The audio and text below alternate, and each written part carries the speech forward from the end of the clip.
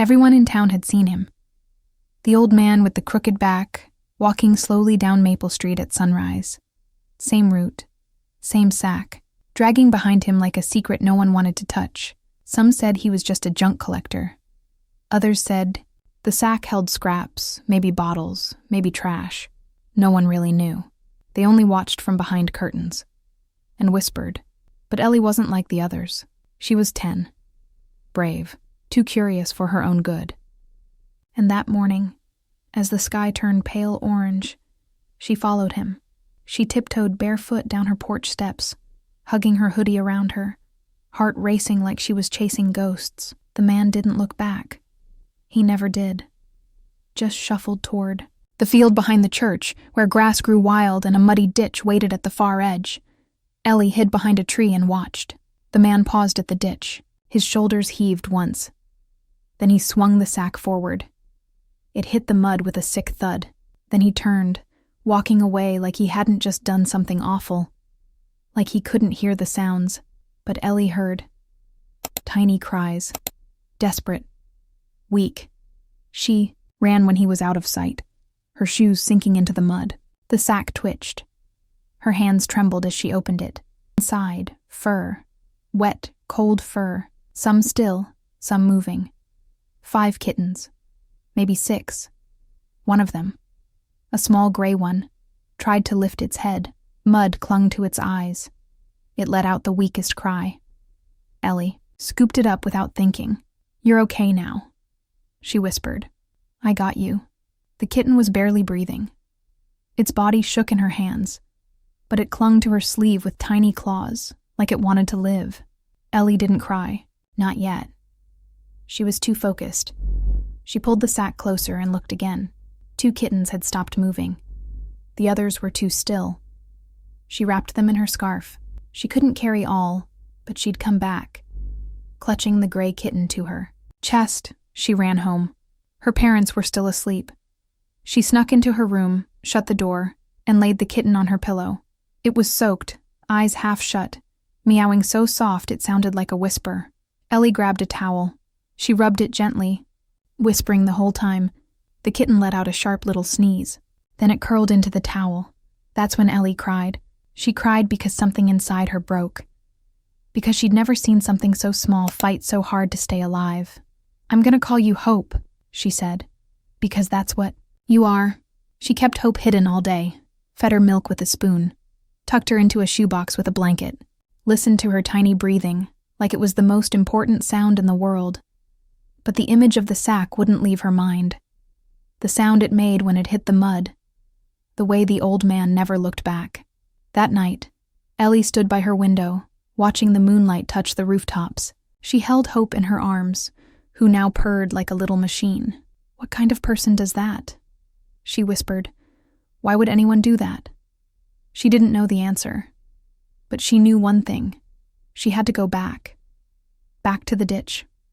Back to the others. She couldn't leave them there. And she had to find out why. Because something was wrong. Deeply wrong. And even though she was just a kid, someone had to care. The next morning, just before sunrise, Ellie pulled on her hoodie again. Hope was wrapped in her backpack, peeking out with wide eyes. As the old man's shadow stretched across Maple Street once more, Ellie followed. But this time, she wasn't just watching. She was ready. Ready to find out what was really inside the sack. And maybe ready to stop it. Hope's tiny purr hummed softly from Ellie's backpack as they crept through the early morning stillness. The ditch was just ahead. The mud still fresh from yesterday. Ellie's heart thumped hard. She didn't know what she'd find. She stepped, down carefully, eyes scanning the wet ground. The sack was gone. But the silence felt heavy. Ellie crouched and whispered, "No more today?" Then she heard it. A faint, broken mew coming from the bushes nearby. She ran over and pushed the branches. Aside, another kitten. Brown and white, shivering with a limp paw. Its eyes blinked slow and tired. Ellie gently lifted it up. It was lighter than Hope, and colder. "I'm not gonna let you die," she whispered. She wrapped the kitten in her hoodie and turned back, heart pounding. Hope was waiting in her room, curled under a towel in the shoebox. She looked up as Ellie returned and gave a soft cry. "Don't worry," Ellie whispered. "You have a friend now." Ellie dried the new kitten, gave it warm milk, and watched the two curl together like they belonged. She didn't name this one yet. She was scared to. The next day, and the day after that, the same thing happened. A new sack, new cries, some kittens alive, some not. Ellie never told her parents. She cleaned muddy towels in secret, fed the kittens with her allowance, and made them nests from old shirts. One night at dinner, her mom said, "You've been quiet lately." "I'm just tired," Ellie mumbled. But her eyes kept darting toward her room. She couldn't sleep. Every little sound outside made her sit up, wondering if another kitten was out there. Cold, hurt, waiting. By the 5th day, she had 4 kittens hiding under her bed. Hope was the strongest. She walked better now, even chased a ribbon once. But the others, they were weaker. One wouldn't eat. Another cried nonstop. Ellie stayed up late, pressing warm bottles to tiny mouths, whispering, "Please don't die. Please don't die." It broke her every time one stopped moving. She buried them in the backyard. Tiny graves. Quiet prayers. And the question kept spinning in her head like a storm. Why was the old man doing this? Why that same ditch? Why always kittens? Was he catching them? Was he breeding them? Did he just hate them? The thought made her chest hurt. She had to find out. So she waited one night, curled near the window, hoodie on, backpack ready. And when she saw his shape moving past her house again, she followed. Not too close. She kept her distance, walking in. Shadows, hiding behind fences. Same path, same ditch, same sack. But this time, he didn't drop it right away. He stood there, looking down. The moonlight caught his face for just a second. Ellie saw something strange. Not anger. Not evil. Something else. He didn't want to do it. He was tired. Still, he let the sack fall, then turned back, slower than before. When he disappeared, behind the trees, Ellie ran forward. She knelt by the sack, breathing hard. It moved. Inside were 2 kittens, one orange, one black and white, both barely moving. She pulled them out and held them close, whispering over and over, "It's okay." But as she turned to leave, her flashlight flicked on by accident. It hit something in the mud, a collar, old, rusted, with a tiny charm still on it. She picked it up. On the charm was one word, Lily. Ellie stared at it, her mind spinning. Was it from one of the kittens or from before? Her hands shook as she tucked it into her pocket and ran home. That night, she lay awake beside Hope, who purred against her cheek like a little engine of comfort. Ellie whispered, "We'll figure this out. I promise." She didn't know yet how deep the story went, or how much hurt was hiding in that broken house down Maple Street, but she did know one thing. Hope had found her, and now Ellie was going to fight for all of them, even if no one else did. Ellie couldn't stop thinking about the collar. Lily. That name haunted her. Who was Lily? Why was her charm in the mud? And why did the old man's face look so sad?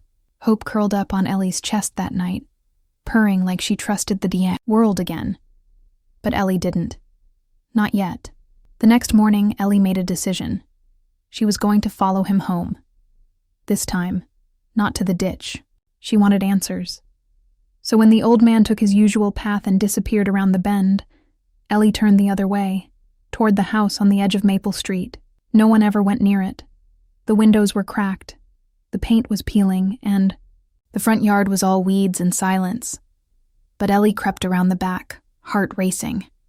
She peeked through a dusty window, and what she saw made her freeze. Inside, the living room was dark. But in the middle, there were cages. Rusted, some still, had old blankets in them. Others were stacked on top of each other. On the wall hung collars. At least 10. Some had tags. Some didn't. Her breath caught in her throat. Suddenly she heard something. Thump. a door upstairs, then creaking steps. She ducked down, holding her breath. The back door opened slowly, but the old man didn't come out. He just stood there in the doorway, breathing heavy. Ellie held still. She waited until the door shut again. Then she peeked back through the window. That's when she saw it. A locked door, far in the hallway. The wood around it was splintered, like it had been kicked or slammed too many times. A heavy lock hung from the handle. She didn't know why, but her gut told her that room mattered. Suddenly, a voice made her jump. "What are you doing here, child?" Ellie spun around. It was Mrs. Kinley, the neighbor who lived across the street. Her arms were crossed and her eyes were sharp. "I was just looking," Ellie said. Mrs. Kinley sighed. "That man? He wasn't always like this." Ellie blinked. "You know him?" "He was kind once," she said. "Used to garden. Always had a cat on his porch. Her name was Lily." Ellie's heart dropped. "She was his wife's," Mrs. Kinley continued. "They lost her in a fire, both of them. House burned down years ago. Took the cat and nearly took him too. After that, he changed." Ellie felt something twist in her chest. "He started saying strays were cursed," Mrs. Kinley said softly. "That they bring fire, pain. I think he's been punishing them ever since." Ellie looked back at the broken house. "But they didn't do anything," she whispered. "They're just babies." "I know," Mrs. Kinley said. "But grief can twist a man." Ellie nodded, her throat tight. "Go home," the woman said gently.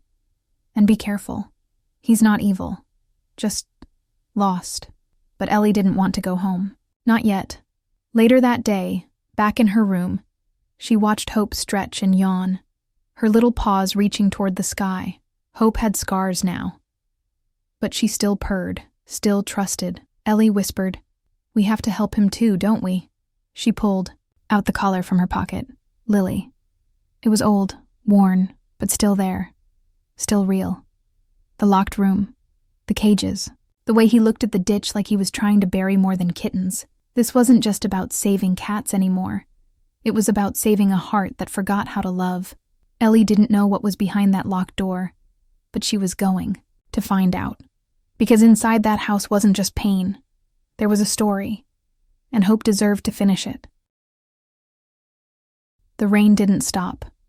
All night it hammered the rooftops. Thunder cracked over Maple Street. Ellie lay in bed, wide awake, Hope curled tightly at her feet.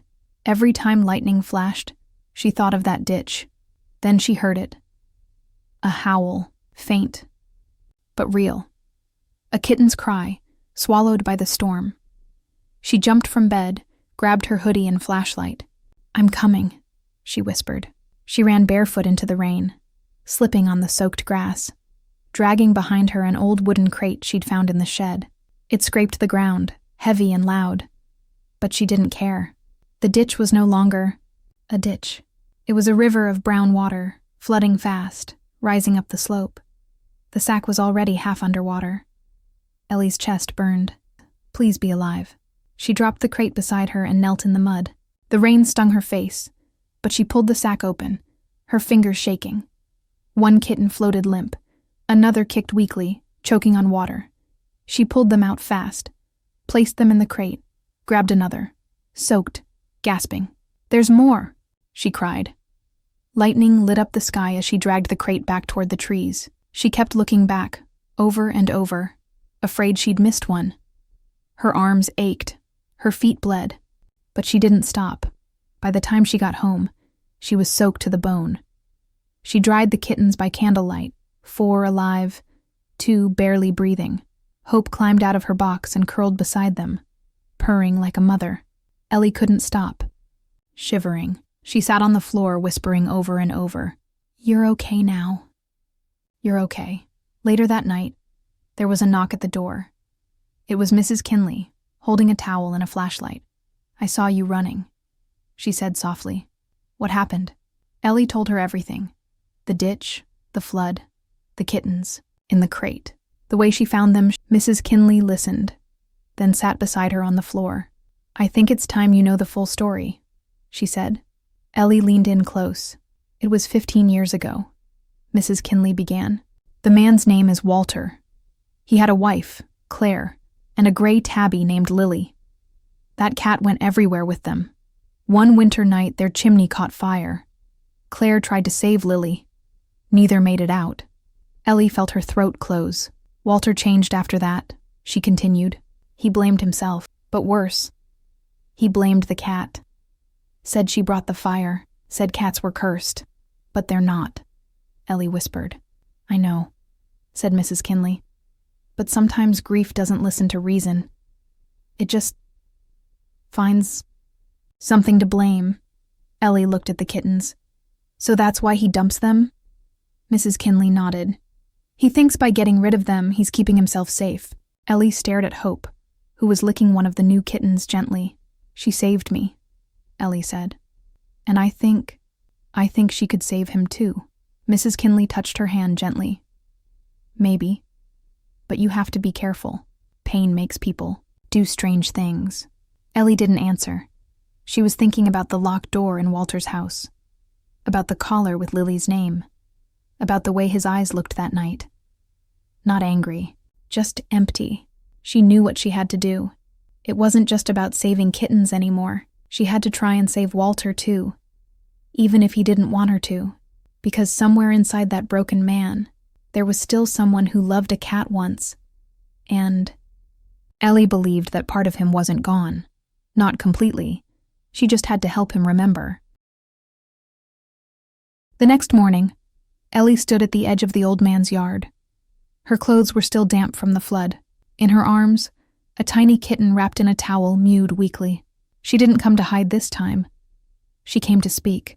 The man stepped onto the porch. He saw her. His eyes narrowed. "What are you doing here?" he growled. "Go home, girl." Ellie held her ground. Her hands shook, but she didn't back away. She would have drowned, Ellie said softly. Like the others. "I told you, leave," he shouted, stepping forward. But then, Hope jumped out of Ellie's backpack. She landed on the muddy path and stood between them. And then she meowed. Not loud, just one small sound. But it cut through the air like thunder. The old man froze. His lips parted. His knees buckled slightly. That sound. He had heard it before, years ago. In the fire. In the smoke. His Lily, crying for help. He dropped to the ground, gasping. "I thought I forgot it," he whispered. Hope stepped closer. She didn't hiss, didn't run. She just brushed her tiny body against his leg. The man didn't move. He stared down at her, eyes wide, mouth trembling. She was gray like this, he muttered. Soft paws, just like this. He reached out slowly. Hope didn't flinch. She let him touch her, then curled beside his boot, tail wrapped around herself like she belonged there. His face crumpled, tears spilled down his cheeks. Her name was Lily. He whispered. Claire loved her more than anything. Ellie stepped forward. "I know," she said. "Mrs. Kinley told me." He looked up, eyes red. "I didn't want to hurt them. I thought if I got rid of them, I could stop it from happening again." "You can't stop pain like that," Ellie said. "But you can stop making more." The man didn't speak. He just stared at Hope, who was now purring softly, eyes closed, like she'd always belonged there. Something in him broke open, but not in a bad way. More like a dam finally letting go. The next day, the sack didn't appear. Not the next day either. The ditch stayed empty. Word spread fast. No more cats. No more cries in the night. Then, one morning, Ellie saw something that made her stop in her tracks. The old man's front door was open, and the lock on the upstairs room. Gone. Inside, light spilled onto the floor. The smell of bleach and wood polish replaced the stench of dust. The cages were gone. The collars were cleaned and hung neatly on the wall. Hope sat in the windowsill, calm and proud. And Walter? He was building a shelf. For food bowls. He didn't say much. Just looked at Ellie and nodded once. That was enough. Weeks passed, then months, and something beautiful happened. With help from Mrs. Kinley, Ellie started something new. A rescue space in her garage. A warm place for lost kittens. She called it Hope's Home. People in town began dropping off supplies. Blankets, food, toys. Walter came too.